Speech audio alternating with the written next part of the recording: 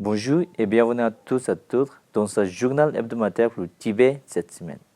Je suis Pema Sewang avec une nouvelle édition d'actualité sur le Tibet, ça s'intitule le Dalai Lama et l'administration centrale tibétaine.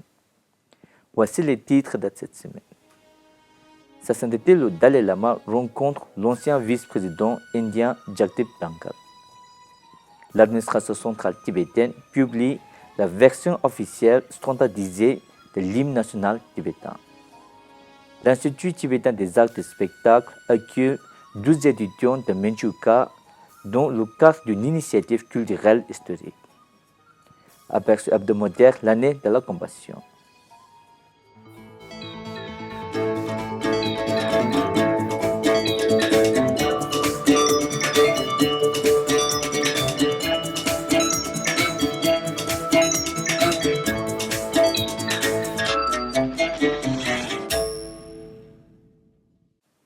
Ça s'intitule le 14e Dalai Lama a accordé une audience à l'ancien vice-président indien Jagdeep Dhankhar et à sa famille dans sa résidence à Dharamsala le 14 avril. Au cours de leur entretien, sa sainteté a exprimé sa profonde admiration pour la riche diversité religieuse de l'Inde, soulignant qu'il avait grandement apprécié la liberté et l'environnement démocratique du pays au cours de ses 67 années d'exil. Jagdeep Dhankhar a qualifié cette rencontre de moment béni et inoubliable, déclarant que c'était un honneur d'être en présence de l'une des figures les plus vénérées au monde. For us, it's a blessed moment, face-to-face, enlightening, never to be forgotten moment, to be in the company of one of the greatest figures on the planet. Sa sainteté, le Dalai Lama poursuit ses engagements publics réguliers, accordant des audiences et des bénédictions à plus de 300 visiteurs par jour venus du monde entier. L'administration centrale tibétaine a publié les premières versions officielles standardisées de l'hymne national tibétain à la suite de l'adoption d'une législation historique par le 17e Parlement tibétain en exil.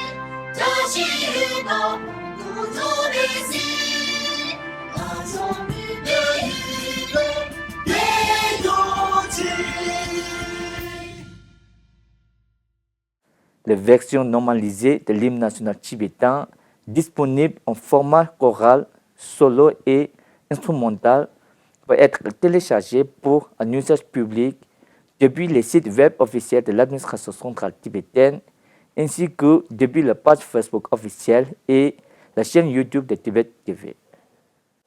La partition et les indications musicales de l'hymne sont également mises à la disposition du public.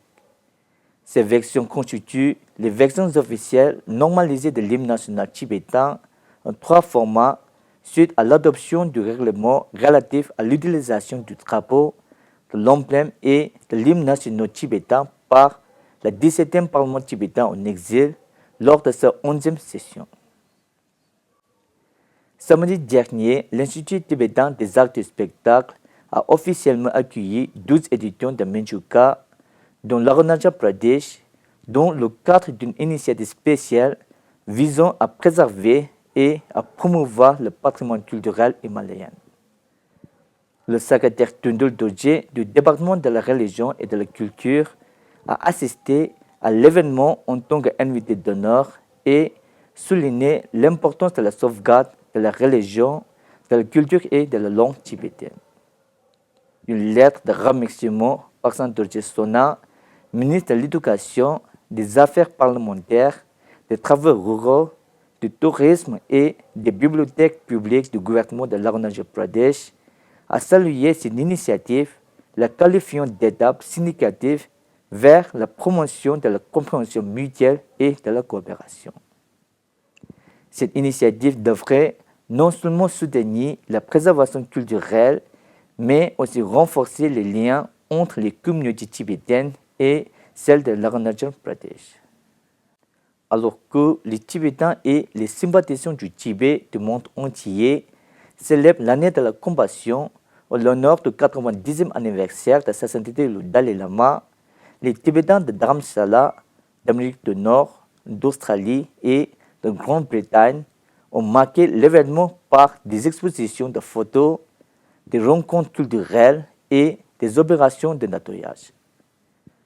Le 13 avril, le Parlement tibétain en exil a organisé une exposition intitulée « La démocratie, un cadeau de sa sainteté le Dalai Lama au peuple tibétain » a participé pour une durée de 3 jours à Dharamsala. Plus de 750 élèves et membres du personnel de APTCV ont visité l'exposition. Cet événement a permis de mieux faire connaître les contributions de toute une vie de sa sainteté le Dalai Lama en mettant particulièrement l'accent sur le développement et l'évolution de la démocratie tibétaine. En Amérique du Nord, le tout premier concours culturel entre les écoles de week-end relevant des associations tibétaines d'Amérique du Nord s'est tenu le 4 avril 2026 à la salle communautaire Punzo Dishe de la communauté tibétaine de New York et de New Jersey. Le représentant Namgyal Chödrop du bureau du Tibet à Washington, D.C. a fait part de ses préoccupations concernant les politiques récemment adoptées par la Chine visant à promouvoir l'unité nationale, affirmant que les Tibétains devaient reconnaître l'intention sous-jacente d'assimilation culturelle. Il a rappelé les raisons directives de sa sainteté le Dalai Lama sur l'importance de la langue tibétaine, appelant à un engagement et à des efforts renouvelés. L'école Namgyal Kyatsil de Californie du Nord a remporté la première place, suivie par l'école Rainier Kyatsil Ling de Boston en deuxième position et l'école Chicago Weekend en troisième position.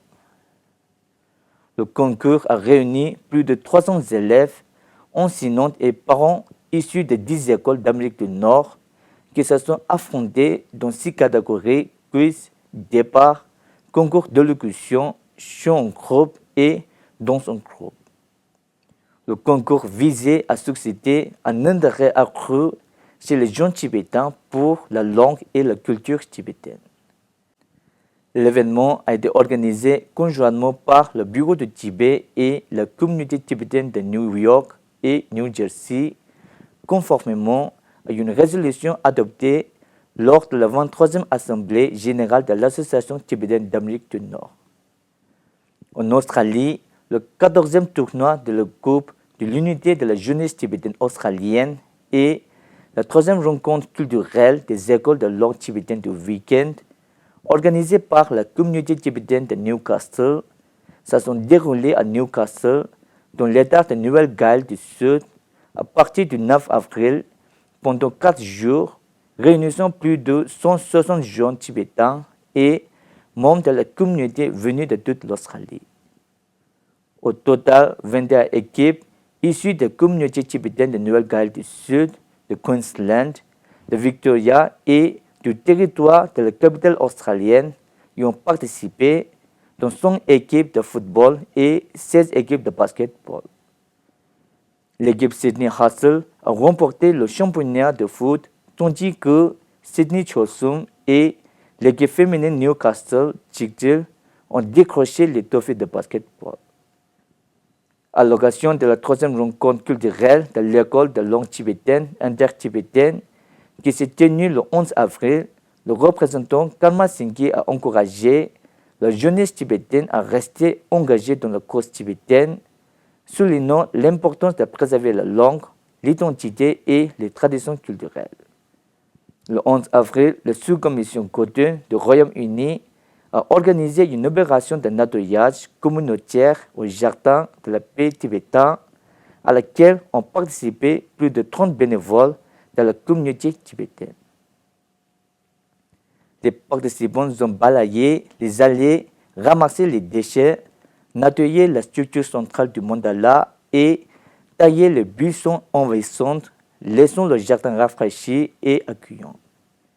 Après le nettoyage, les participants se sont réunis pour une séance de prière de 15 minutes, animée par le représentant Thierry Yankee, axée sur la compassion et la bienveillance.